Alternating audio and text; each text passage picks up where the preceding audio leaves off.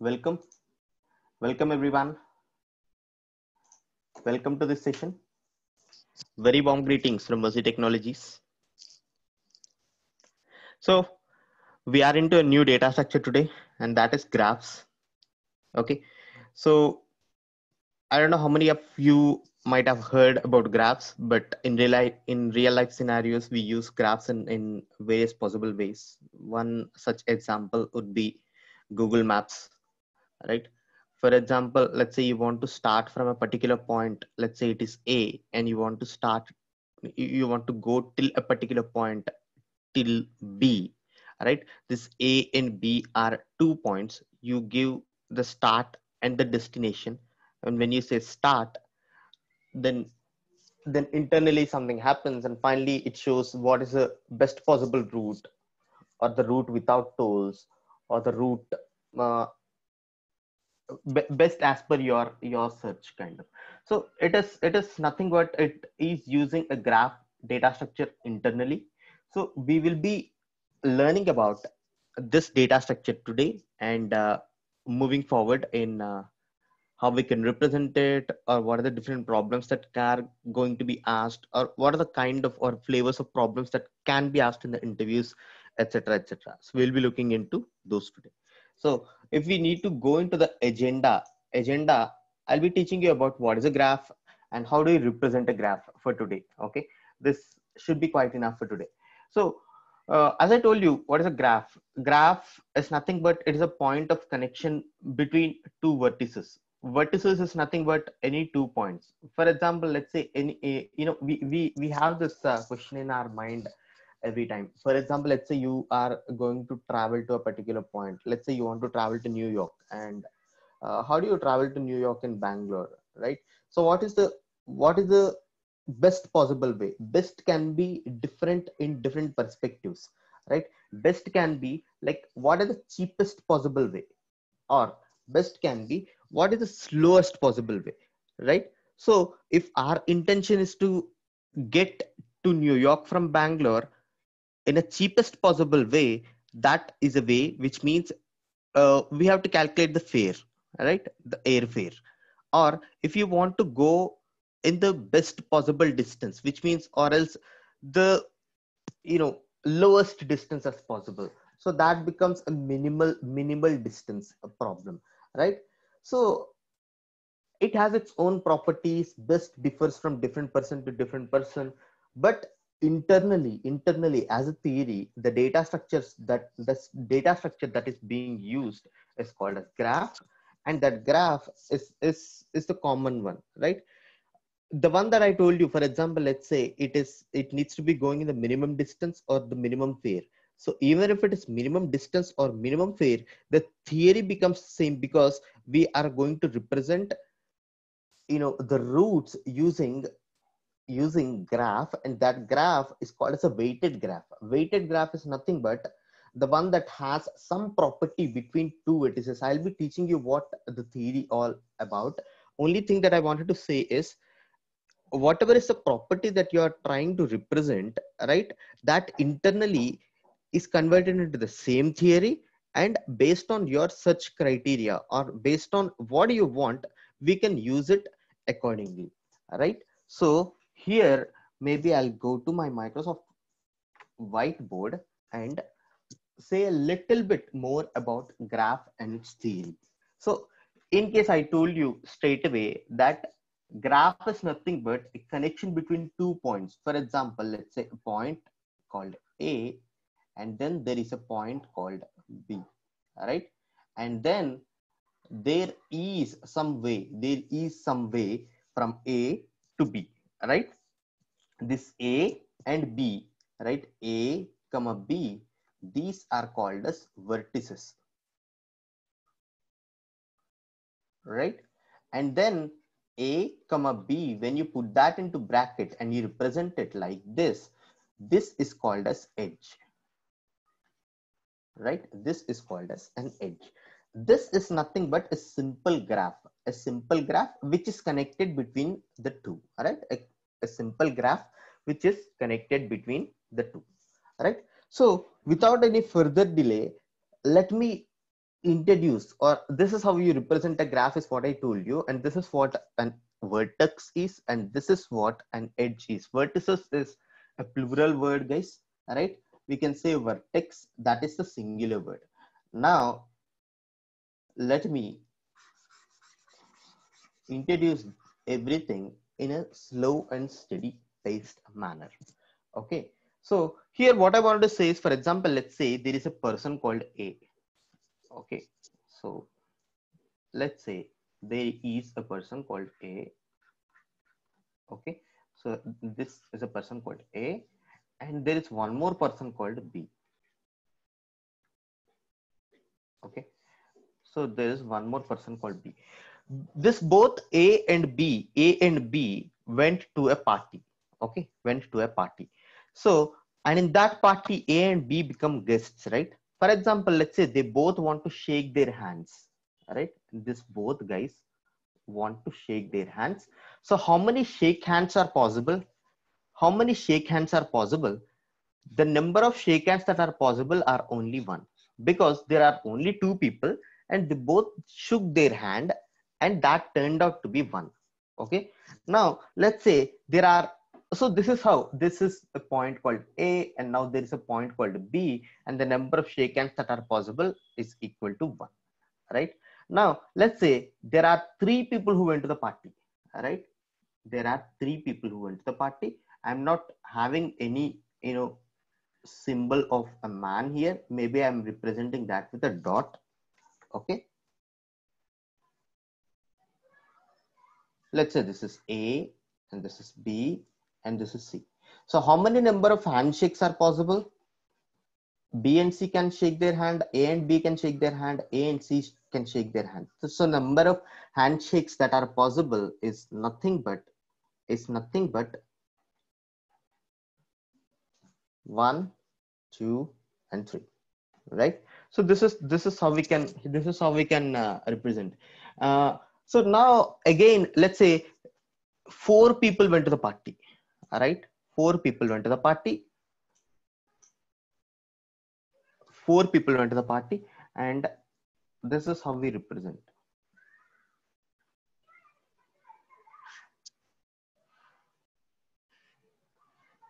Right? A, B, C, and D. What are the number of possible handshakes? It's nothing but A, D, C, D, A, D, B, C, B, C, A, B, etc., etc. So here if you say 1, 2, 3, 4, 5, and 6. What are the number of handshakes possible? The number of handshakes that are possible are equal to 6. Right? This is what it is. Correct, Tanmay. Okay. So here what I wanted to say is, whenever A shakes the hand with B, that is considered as a single handshake. Right? That is considered as a single handshake. And that single handshake, what we can conclude is the direction doesn't matter. Okay. Direction doesn't matter.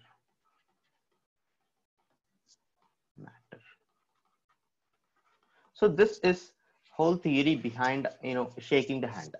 Okay, now let's say we put all this shaking hand story a little bit aside. Now let's now again think that there are two persons who are A and B, right? Who are A and B, A and B. This both people again went to the party. Now instead of shaking the hand, what they did is they exchanged their gifts. Okay, let's say they are exchanging yeah, so they are exchanging gifts, let's say. Okay, so when they are exchanging gifts, how many number of gifts that can be exchanged? The number of gifts that can be exchanged here is 2. So in case this is the case, right? There are three people who went for a party, right? And they are exchanging gifts. So here it is 2, 2, 2. So the total number of gifts that are exchanged is 6, right? Give 6. Now let's say four people went to the party, and they are trying to exchange gifts. So every edge has 2, 2, 2, 2, 2, and 2. So what is the total number here? 1, 2, 3, 4, 8, 9, 10, 11, 12, right? So this is exchanging gifts. So this is what exchanging gifts.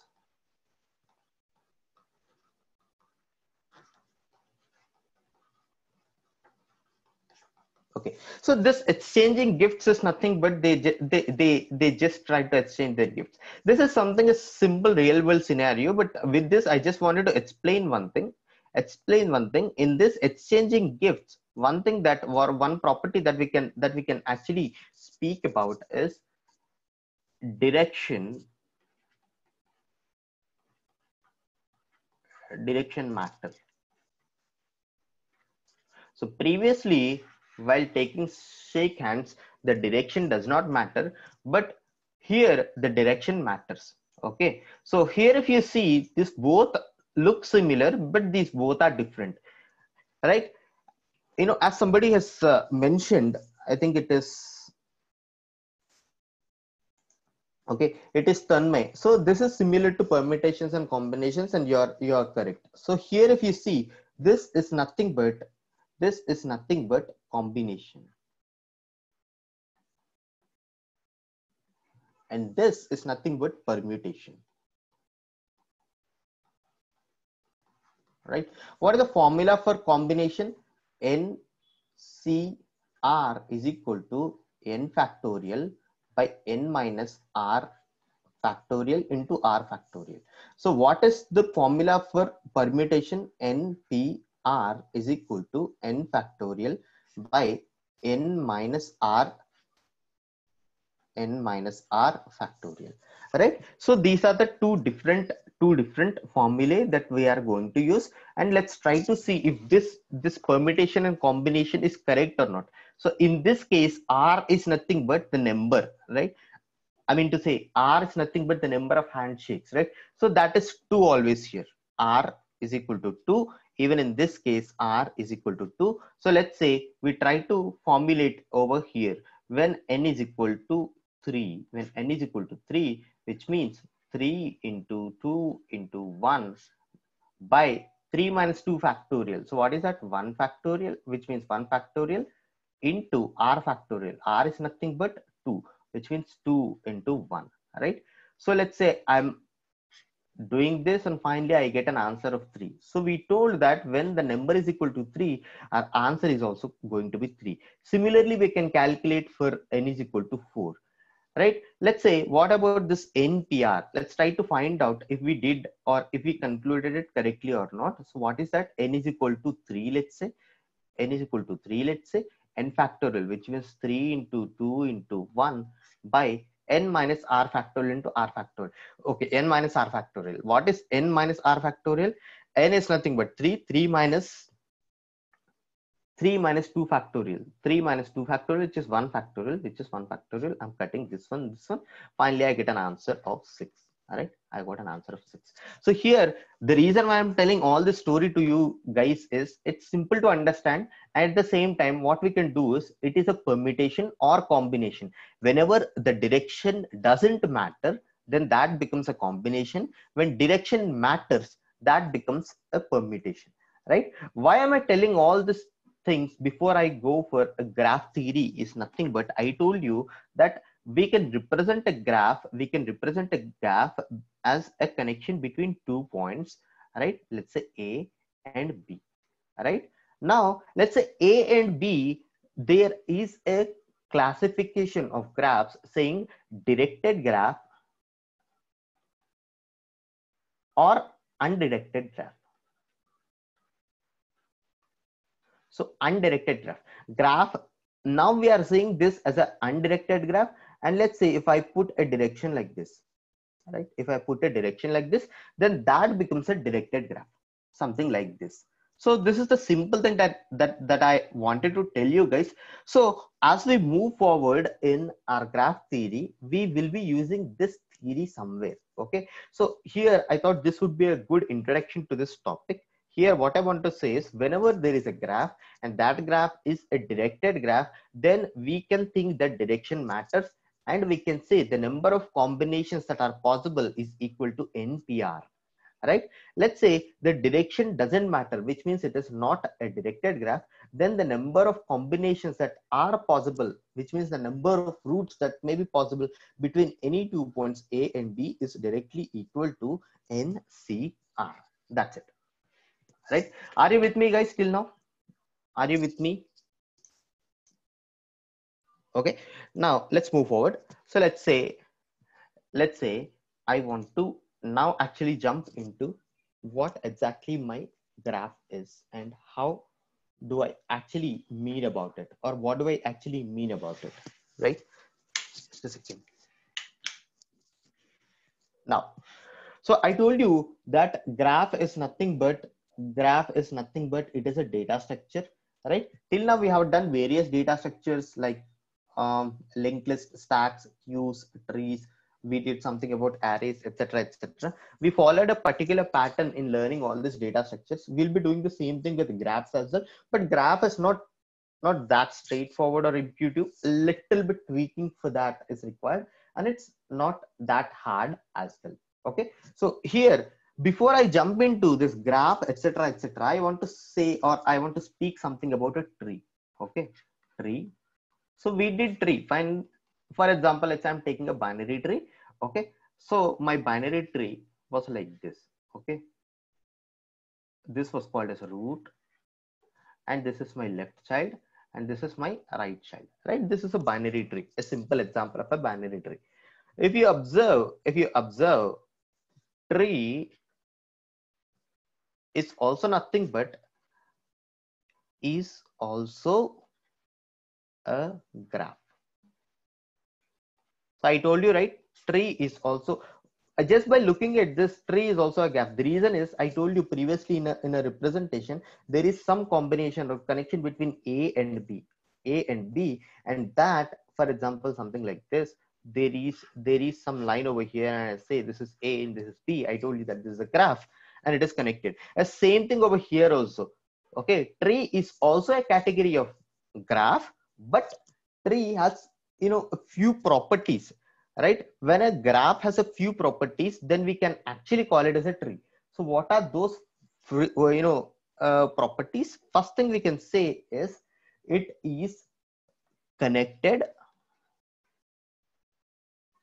But how is it connected? It is connected minimally.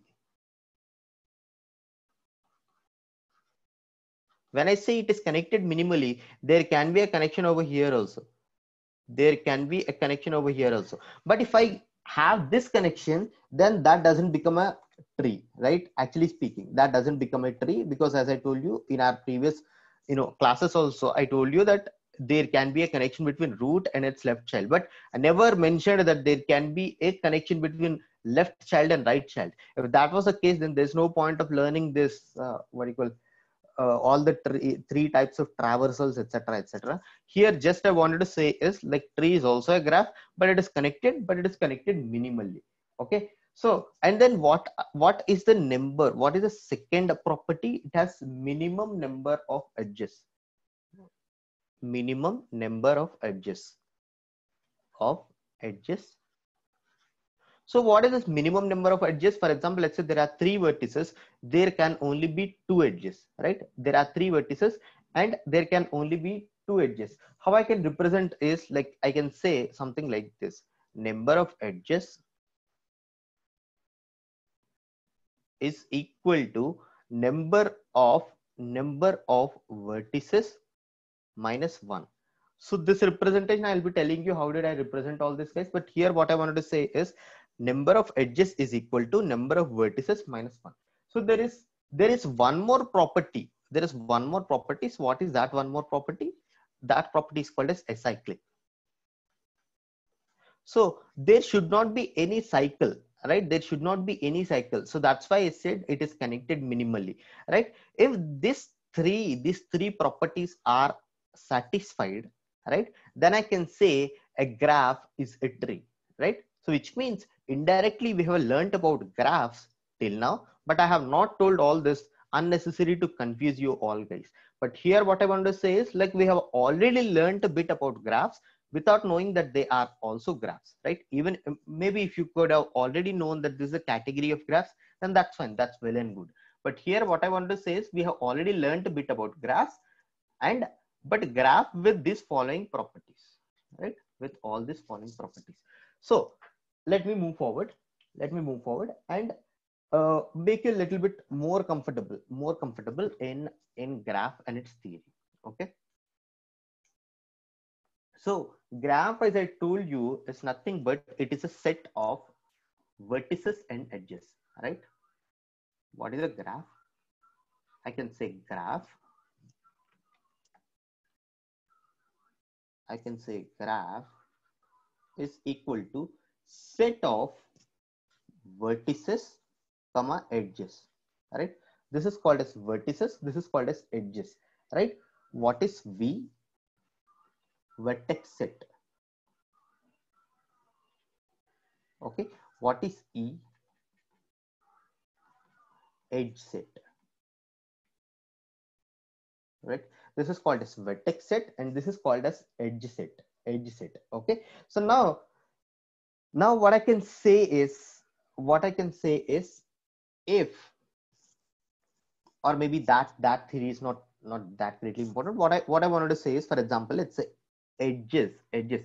Vertices is represented something like this: V1, V2, right? V3, V4, etc., so on and so forth. Edge set is represented in this way, right? For example, A comma B, right? B comma C, right? D comma E, etc., right? This edge A comma B, when I say, so it is nothing but, if I take a small example which is like this, right? Which is like this, let's say A, B, C, D. So what I can say is, what are the edges? This is one edge, A and B. A comma B is an edge, right? B comma C is an edge, right? And then C comma D is an edge, and then D comma A is an edge, and that's it. This is nothing but a representation of edge, and this is an edge set. What is edge? Edge is nothing but it has the vertex names. Here I used V1, V2, V3. Here it is A, B, C, D, whatever. I used it in this way. So this is nothing but vertex set is nothing but an set of all the vertices. Here I can say, as per our example, A comma B comma C comma D. So this is called as vertex set. So what about my edge set? By taking this graph as an example, whenever there is a line between any two vertex, right? Any two vertices, I'm just representing that with vertex 1 comma vertex 2, something like this. And I'm saying that this is how I can represent my graph, right? Here, if you want me to represent this mathematically, generally we find this kind of a representation in most of our books or in our academics, etc. So what is that? V1 comma V2. This is a symbol we might be learning in our school days or maybe in our college. This is called as belongs to. Okay, so V1 comma V2 belongs to, what is that? It belongs to an edge set, right? An edge set. So I told you V1 comma V2, similarly A comma B, B comma C, C comma D, etc. So it belongs to an edge set. And what I can say is, there is one more thing. V1 belongs to vertex set, and then V2 belongs to vertex set, something like this. V1 belongs to vertex set, V2 belongs to vertex set, and V1 comma V2 as a set belongs to an edge set. That's it. Simple, right? This is how we represent it. Now with all this theory aside, right? With all this theory aside, this is very important thing, guys. You need to understand all this, because when we try to solve a little bit more problems, and while solving the problems and all, they represent the graph in this particular way, and we have to understand what is the lingo that they are trying to make us understand that this is a graph, etc., etc. So little bit further, okay, I want to go a little bit further about the representations. Okay,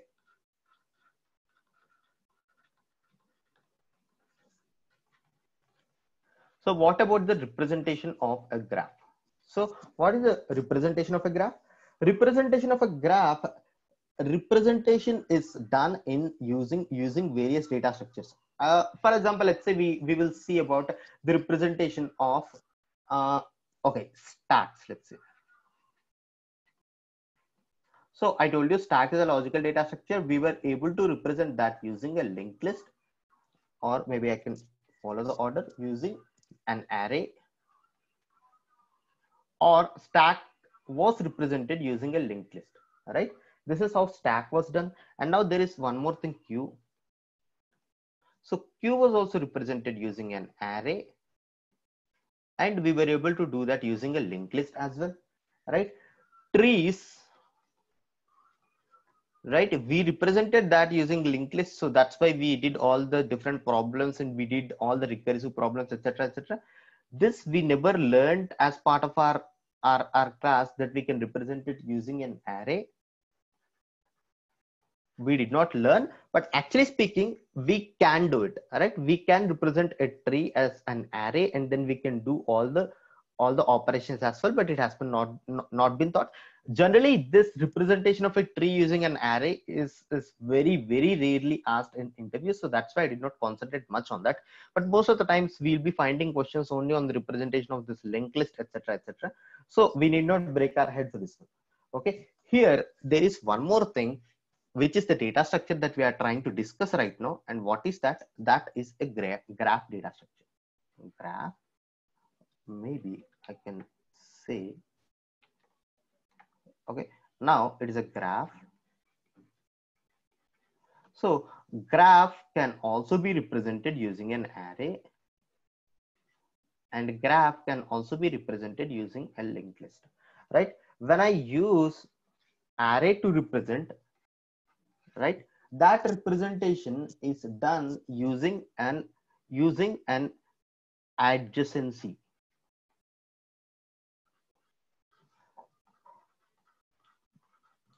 Using an adjacency matrix. And for linked list, how we can do it is we can do it using adjacency list, right? So these two are also important, guys. Okay, how do we represent graph? Graph can be either represented using an array or a linked list. If I use an array for representation, then that representation is called as an adjacency matrix. And if I use a list for my representation, that representation is called as an adjacency list, right? This itself is a very important interview question. Like, let's say the interviewer just wanted to know your understanding about graph. He was almost done with your selection, right? He wants you to be in his company. So just to ask, maybe he'll ask like, do you know anything about graph? You say yes, right? So how we can represent a graph? You can say that we do it using an array or a linked list. If we do it using an array, then we do that using an adjacency matrix. If we do that using a linked list, then we do that using an adjacency list, right? So I mean to say that asking questions in graphs is a bit rare, but if they ask, they'll be asking you the simple questions, so that they just wanted to know that you really know about this data structure or not. Generally, people learn until trees, or maybe they learn until stacks and queues and they leave, right? Because until stacks and queues, your questions would be covered almost 60% or 65%. Whenever you go for an interview, there are high likely chances. And if you are done with your preparation in trees, there are 85 to 90% chances that they will be asking until trees. If they come until graphs, then that's fine. They'll not be asking you very complex questions, but they'll be asking you questions. Now let's see what and all could be asked and what is actually required for the preparation for an interview. But this is important, guys. Before we do any problem in the graph, this understanding that we can do it either using adjacency matrix or do it using an adjacency list is very important, and we'll be learning how we can do all this part. Now with this, guys, little bit, I'm moving a bit more and trying to make you understand what are the different types of graphs. Okay, so I'll say types of graphs. Types of graphs. So what are the types of graphs? The types of graphs are nothing but, let's say, a graph. A graph can be, as I told you in my first example, it can be a weighted graph or an unweighted graph. Okay, this is one classification. The other classification is a graph can be a directed graph or an undirected graph. A graph can be a directed graph and or an undirected graph, something like this. And now I can say a graph, there is one more classification, which is a graph can be a cyclic graph or an acyclic graph. A cyclic graph. And the fourth and last classification is a graph can be a connected graph or an unconnected graph. Right? These are the four different categories of graphs that we generally find either while doing the questions or maybe understanding the graph theory or understanding various possibilities of graph. So what are that? Graph can be weighted graph or an unweighted graph. When I say a weighted graph or an unweighted graph, what I actually mean is the below, right? For example, I have a graph which is like this. Okay, I have a graph which is like this, right? I have a graph something like this, A, B, and C, right? Weighted or unweighted. For example, let's say I have this edge called CB and I have some, let's say, number called 10. This 10 can represent my number of kilometers. This 10 can represent, the amount of the number of rupees, dollars, or whatever. Though this is some weight to this graph, some number that is assigned to this edge, so that is called as a weighted graph. Okay, so this is called as a weighted graph. Directed or undirected graph, for example, let's say there is right, there is an arrow mark something like this, an arrow mark something like this. When I have an arrow mark, this is called as a directed graph. When I do not have an arrow mark, this is called as an undirected graph. So what about cyclic and acyclic graph? When we start at a point, if there is a chance that we can come to that point just by going to every other vertex, so which means it is a cyclic graph, which means there is a cycle that is present inside. So that's what I'm able to see in my example as well. This is a cyclic graph. When I start with C, I can go to A, B, and I can come back to C, right? This is called as a cyclic graph. And finally, there is a graph called connected graph or an unconnected graph. For example, let's say I represent something like this, and I do not even have a line between these two. There is no edge between these two. Even now, let's say I'm naming this as A and B. So even now, this is also called as a graph, right? This is also called as a graph, but there's no connection between A and B, right? There's no connection at all between A and B. So something like this case, these are the different, types of graphs, we can say, categories of graphs, we can say. Now, with this, we are done with the foundation for whatever we require for graphs. A little bit of just a revision that I can say. Let's revise whatever we learned till now. Okay, so but before doing this, just wanted to ask, are you with me till now? Are you able to understand whatever has been taught till now to you? Right?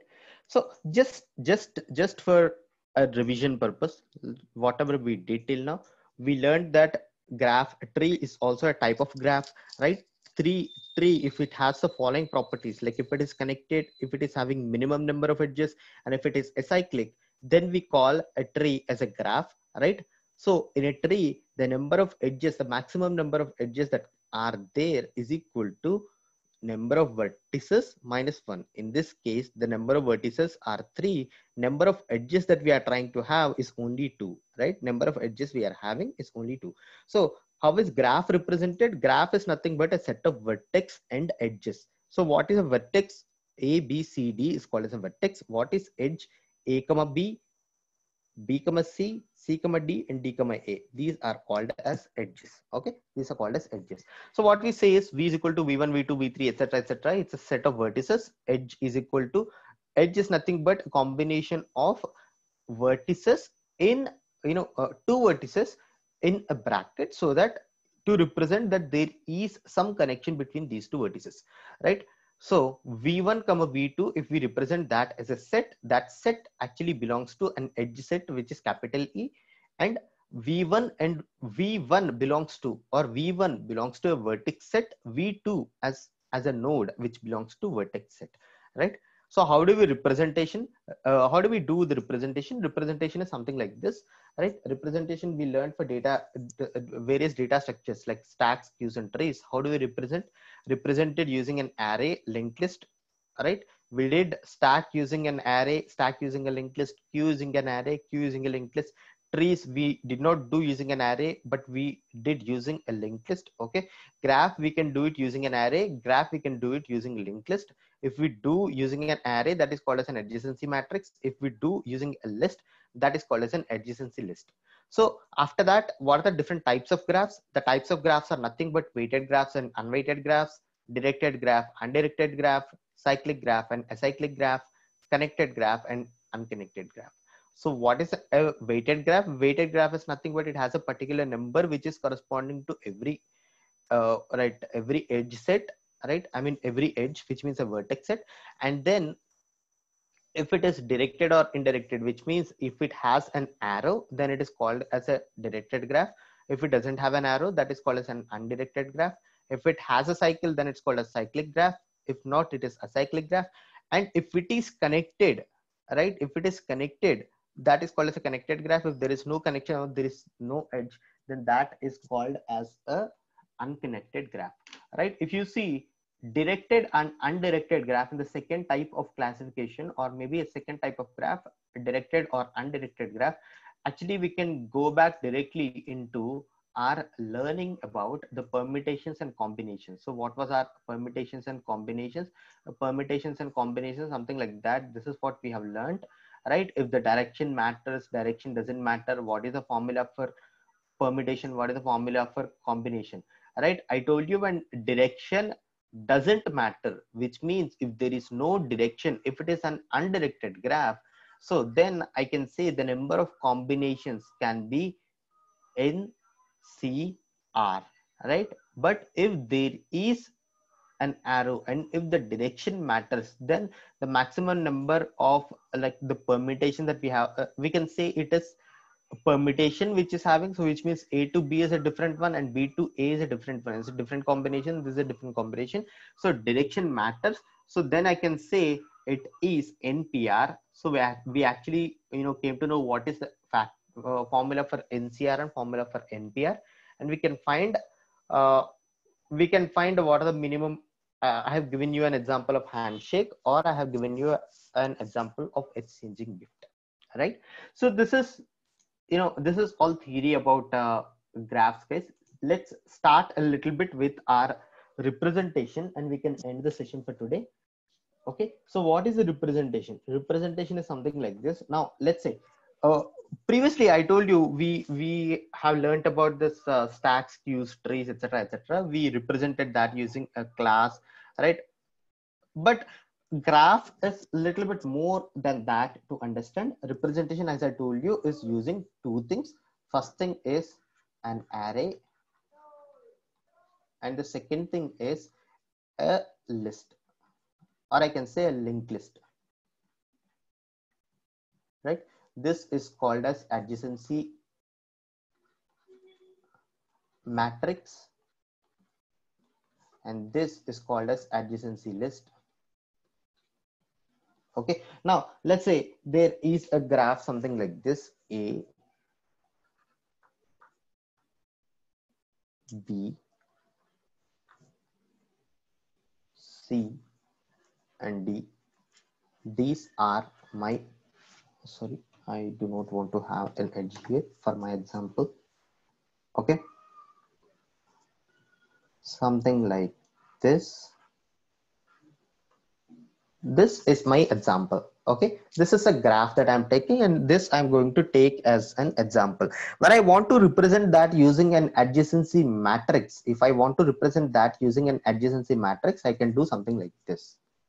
What I can do, A,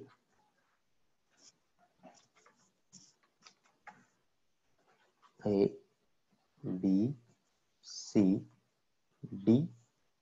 Then I can again say A, B, C, and D. Right? I just want to represent that using my array.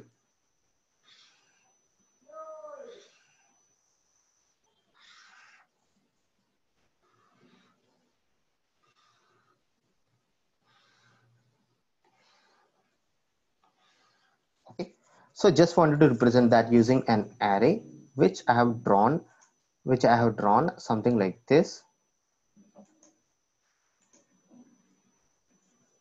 Okay, that's great. Super Tanmay, that's correct.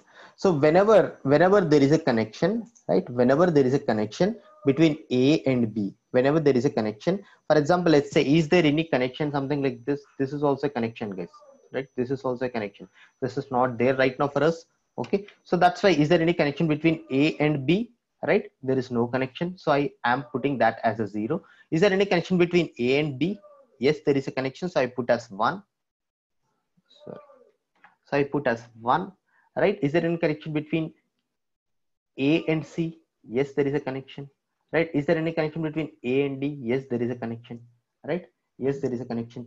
Now, what about B and A? It is a directed graph, so no. So I can say there is no connection between B and A. B and B, no connection. B and C, no connection. B and D, no connection, right? Now, let's say there is what about C and A? C and A, so there is no connection. C and B, no connection. C and C, no connection. C and D, it has a connection, right? D and A, no connection. D and B, no connection. D and C, no connection. D and D, D and D, no connection, right? So this is how we can represent using an adjacency matrix.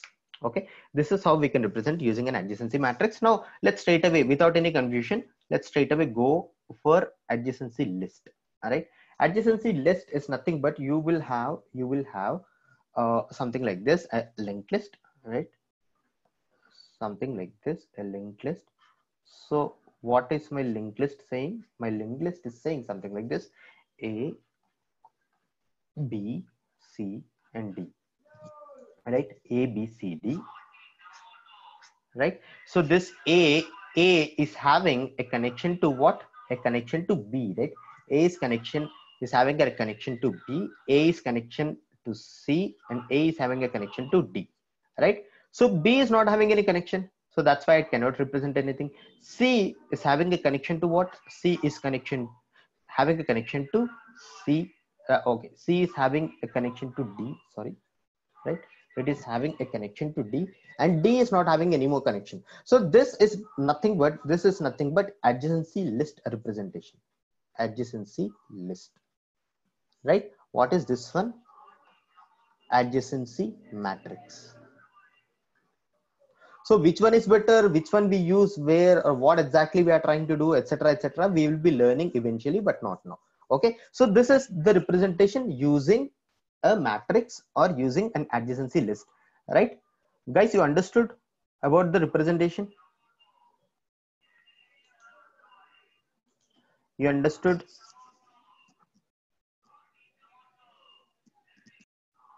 So what about, let's say we have already done the representation either using a list or a matrix. Now let's little bit move further and understand what about the space and time that is consumed, right? What about the space and time that is consumed? Now let's try to see or analyze only this adjacency matrix part. Okay, we are trying to analyze now adjacency matrix part. When I say here, there is one more important point that I wanted to say, guys. Degree So what about degree of a graph? What about degree of a graph? Degree is nothing but whenever, right, let's say these are the things A, B, C, and D, right? What is my degree? What is my in degree? What is my out degree, right? For example, let's say what is my A? There is a there is a vertex called A, and it has a in degree. Anything that is coming into A, no. Anything that is going out of A, yes, it is going to B, going to D, and going to C. So out degree is nothing but 3, right? In this way, what is the degree of A? Degree is nothing but it's a sum of in degree and out degree, which is 3, right? So now what about B, right? B, does it have any in degree? No. Does it have any out degree? No, right? So degree of B is 0. So what about C? C has an in degree of 1 and out degree of 1. So totally the degree of C is 2, right? What about D? D has an in degree of 2 and out degree of 0. So which means it has a degree of 2. That's it, right? This is nothing but just, this is one more important term, guys. This is one more important term. And this is, we are speaking about the degree of a matrix. Now, let's say I told you that we will be learning a little bit about the time and space complexity that is being used internally, right? So what about that? Now, let's say you want to represent this graph using an adjacency matrix. I'll be using maybe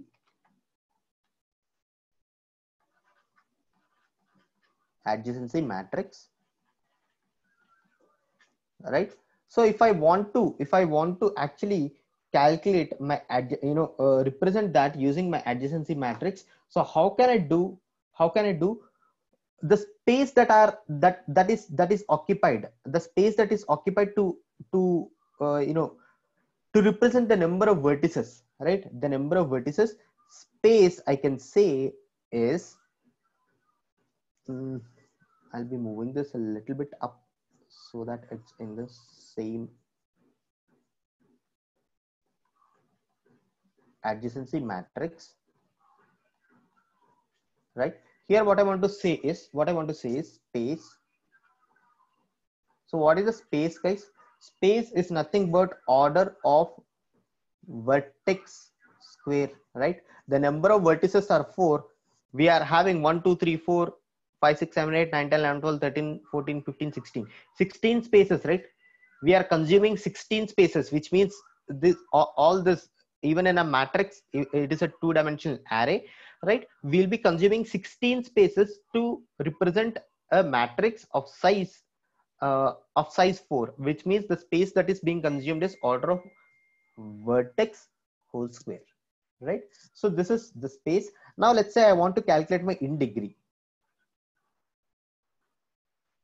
So let's say I want to calculate my in degree. I'm speaking, this is about space complexity. Now let's say I'm speaking about my time complexity. Let's say I want to calculate my in degree, right? Just by looking at this adjacency matrix. For example, I have this adjacency matrix.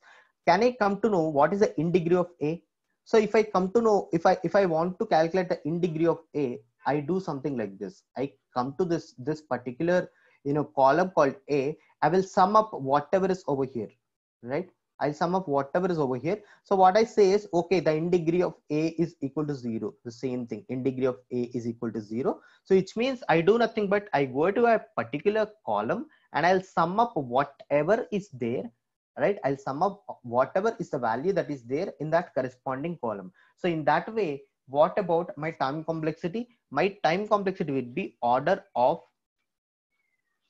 right? Order of number of vertices, right? Order of number of vertices. And at the same time, if you want to calculate out degree, right? If I want to calculate out degree, for example, let's say I want to calculate out degree, what I do is I go to this row and I calculate whatever is there over here, 0, 1, 1, 1. If I add up all these 3 values, you get a value called 3. And that is what I'm representing, that out degree to be 3. And my out degree is nothing but 3. When I do that, again, the time complexity would become order of, right? Order of vertex. Here, generally we represent using order of n, right? But here, just to make you understand a little bit more, it becomes an order of n eventually if we speak about theory.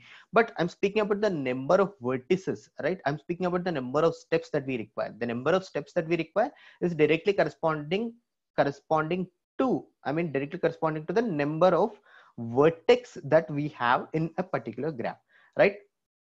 This is all about calculation. This is the space complexity, which is order of vertex square, and the space complexity is to calculate in degrees order of vertex, and the time complexity to calculate the number of to calculate the out degrees also order of v. Right now we will go and find it about adjacency list. So what about adjacency list? Little bit behind I'll go. Okay. So what about adjacency list? If I need to calculate for adjacency list, what is the space that it consumes? Right? What is the space that it consumes? Space that it consumes is nothing but order of number of vertices plus number of edges. Right? Here you can see. Right? Where did we do that? We did that over here, right? Right here, number of vertices are for A, B, C, D, and then number of edges, right? A, B, and then AC, AD, etc., and then here we represented D, etc. So which means these are the ones that are actually consuming memory, right? These are the ones that are actually consuming memory. So I can say the space complexity is order of V plus E. So if I want to compare between the representation using an adjacency matrix and adjacency list, if there are more number of zeros inside an adjacency matrix, then it is unnecessarily consuming the space, right? Because like even if you want to have it or not to have it, you have to have it because it's a matrix and it is having or taking that memory by default. But that is not the case with an adjacency list. Wherever is required, you just add it. So that's why instead of v square time complexity, we are having a time complexity or space complexity of order of v plus e. Now let's say you want to calculate in degree, or first I'll say I want to calculate out degree. So if I want to calculate out degree of what? Of a, let's say, right? If I want to calculate out degree of a, what I do is I go to this one till a, I iterate until this a. From there onwards, I'll be going to each and every node and I'll be doing it, right? So I'll be doing it. So it's nothing but if I want to calculate an out degree, so it is nothing but order of vertex, right? So what I want to say is out degree is nothing but order of number of vertices, right? What I want to say is if I already know that I can come until this point, so I can say what is the length of this one, right? What is the length of this one? Which means only until coming here is my time, is my time complexity. So that becomes order of v, right? So let's say I want to calculate in degree. Okay, if I want to calculate in degree, what I have to do is I have to go to a, try to iterate over every point over here and try to see what are the number of values of a, and then I go to b, I'll be doing everything, then I go to c, I'll be counting everything, then I go to d, I'll be counting everything. If I take an example, let's say I want to calculate the in degree for c, right? In degree for c. So to calculate the in degree for c, first I'll go to a, I'll be iterating. I came to know that there is 1 for c. Okay, now I'll be having a count of 1. Now I'll be going to b. If I see if there is any c, no.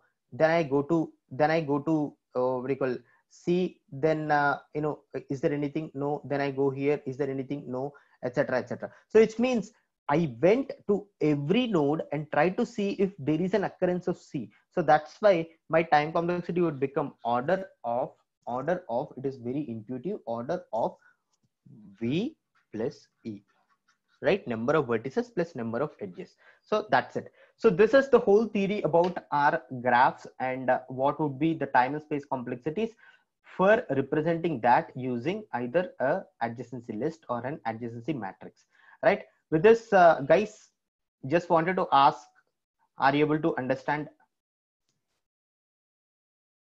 So all those things, maybe I'll be telling you the schedule, etc., etc. But what I wanted to say is like whatever has been given to us in the syllabus has been covered.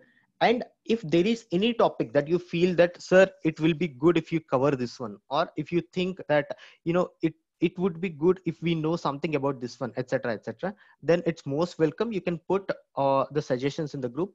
And at the same time, I personally wanted to take a few questions that, like, I wanted to solve questions like recursion, and backtracking, like how do you solve Sudoku, how do you solve a 9 queens problems, etc., etc.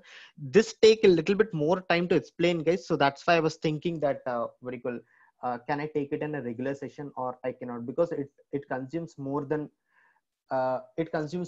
an hour. So this is what it is, guys. You go back and go through the syllabus once more, and if you find if there is something missed out, then you can tell me. But we are into our graphs. We'll be doing different questions on graphs and various other things we'll be learning in graphs. Not just this, little bit more also we can be doing. Just wanted to bring this point to you guys. So hope that today's session was helpful, and I think we have done a good introduction to graphs. And if you have a good foundation to whatever you are learning, then going in deep of whatever we learned is not a big matter, guys. Most of people do not have the foundation, and they just go and start solving the questions and find it very difficult. But yeah, that's how it is. Thank you, Tanmay. Happy that you liked the session for today. And with this, guys, we are yeah, that's what that. Okay, fine, good that you have reminded me. I'm thinking of conducting 2 more examinations. One will be having an exam this weekend. Okay, the next exam will be having the next weekend. Okay, so we'll be having 2 more exams. And I think Kumar would be I think Shashi would be coming and attending the class tomorrow. We are planning to give a proper certificate to all the people who have done with this course, data structures, from Mercy Technologies, right? But we have a criteria that you guys need to pass the exam, etc., etc. So this is not going to be a too hard or very hard exam, guys. So we'll be having a small exam, which is a HackerRank exam. And once people clear that, then we are ready to give the certificate. I think we are almost done with that process as well. I think Shashi would be the correct person to explain all this to you.